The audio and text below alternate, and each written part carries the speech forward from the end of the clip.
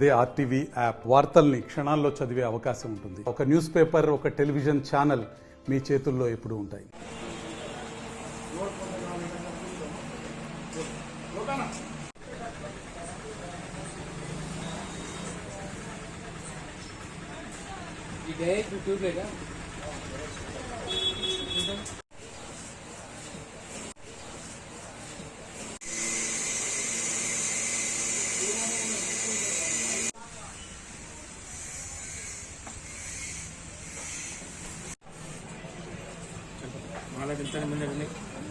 తీసిన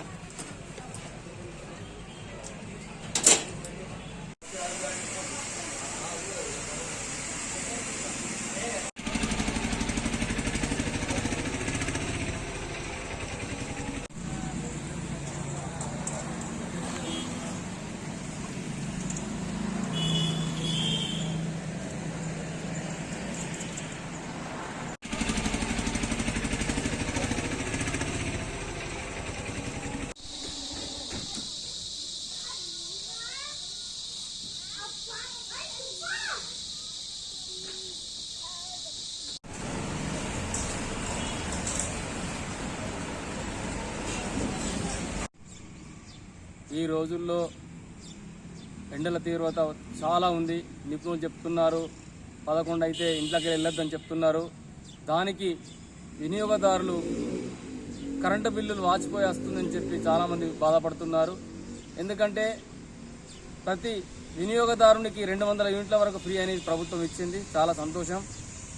ఎందుకంటే ఏసీలు అనేది ఇప్పుడు వాడకం ఎక్కువైతుంది కాబట్టి 45 డిగ్రీలు 48 డిగ్రీలు వచ్చేదాకంటే కొందరికి ధనిక వర్గాలకు మాత్రం ఇబ్బందికరంగా కనబడుతుంది. ఎందుకంటే వాళ్ళు ఏసీలు 24 అవర్స్ వాడేదాకంటే వాళ్ళకు బిల్లు ఎట్లయినా ఎక్కువ వస్తుంది. 200 యూనిట్ల లోపు సామాన్య మానవులు, పేదవాళ్ళు, కూలర్ వాడుకునే వాళ్ళు, రాత్రికి వాడుకునే వాళ్ళకు అది చాలా సంతోషకరమైన వార్త. ఎందుకంటే పేదవాళ్ళకు 200 యూనిట్లు దాటది. ప్రభుత్వం మంచి నిర్ణయం తీసుకుంది. ఎందుకంటే ఈ వినియోగదారులకు ఏంటంటే ఈ 2 నెలలు మాత్రమే దానిలో కొంచెం ఇబ్బంది జరుగుతుంది. ఈ 2 నెలల తర్వాత వాళ్ళు కూడా ఆనందంగా ఉంటారు. ఎందుకంటే ప్రతి ఇంటికి 200 యూనిట్లు దాటది. ఈ వేసవి కాలంలో ఏసీలు వాడే వాళ్ళకు మాత్రమే 200 దాటుతుంది. ప్రభుత్వం మంచి నిర్ణయం తీసుకుంది. కొందరు ప్రజాపాలనలో దరఖాస్తులు సరిగ్గా నింపలేరు, కొందరు బాధపడుతున్నారు మాకు రాలేదని. ఎందుకంటే ప్రజాపాలన అనేది ఎలక్షన్ కోడ్ వల్ల ఉద్యమం ఆగిపోయింది. ఈ ఎలక్షన్ అయిన తర్వాత ప్రజాపాలన నిరంతర ప్రక్రియ సీఎం చెప్పిండ్రు కాబట్టి ఇది పక్క కొనసాగుతుంది. పేదలకు వరం లాంటిది ఈ ప్రభుత్వం. ఇప్పుడు బస్ ప్రయాణం చేస్తున్న మహిళలకు మహాలక్ష్మి ద్వారా ఎక్స్ప్రెస్ల కాడికి వెళ్ళి ఫ్రీ ఇచ్చిందంటే చాలా సంతోషం. అలాగే సిలిండర్ కూడా 500 రూపాయలకే ఇస్తుంది. 10 లక్షల వరకు ఈ రోజుల్లో ఆరోగ్యశ్రీ ద్వారా ఎలాంటి ఖర్చు లేకుండా ప్రభుత్వ ప్రైవేట్ హాస్పిటల్ అనుకుంటా ఏ ఆసుపత్రికి వెళ్ళినా కానీ ఉచితంగా వైద్యం జరుగుతుంది. ప్రభుత్వం మరికొన్ని పథకాలు తొందరగా అమలు చేయాలని చెప్పి కోరుతున్నాం. అలాగే ఎలక్షన్ కోడ్ తర్వాత ప్రభుత్వం అన్ని పథకాలు కూడా సంపూర్ణంగా ప్రజలకు అందిస్తుందని చెప్పి ఆశ వ్యక్తం చేస్తున్నాం. కాంగ్రెస్ పార్టీ ప్రవేశపెట్టినటువంటి గృహజ్యోతి పథకం ఏదైతే ఉందో అది ఈరోజు పేద ప్రజలకు కానీ మధ్యతరగతి ప్రజలకు కానీ సామాన్య ప్రజలకు కానీ అది అందుబాటులో లేకుండా పోయింది.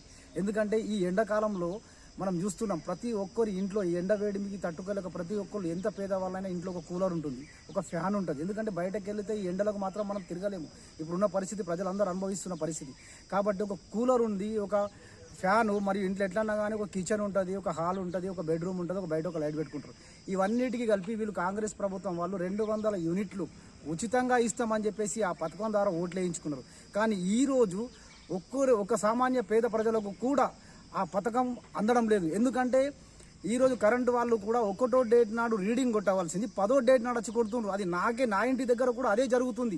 ఎందుకంటే ఎవరికైనా కానీ ఇవాళ ఏమవుతుందంటే వీళ్ళు సరైన టైంకి కొట్టకపోయేసరికి 200 యూనిట్లు అనేది దాటి వెళ్ళిపోయి ప్రతి ఒక్కరు 1200 నుంచి 1500 రూపాయల వరకు 2000 వరకు కూడా ఇవాళ కరెంటు బిల్లు కట్టాల్సిన పరిస్థితి వస్తుంది. కాబట్టి ఈరోజు కాంగ్రెస్ పార్టీ ఈ గృహజ్యోతి పథకం ఎవరికి ఉపయోగపడుతుంది? ఇక్కడ నుంచి ఈ వేదిక నుంచి నేను వాళ్ళని ప్రశ్నిస్తున్నాను. ఆ గృహజ్యోతి పథకం అనేది పేదవారికి మధ్యతరగతి కుటుంబాలు ఎవరికి కూడా అది ఉపయోగపడతలేదు.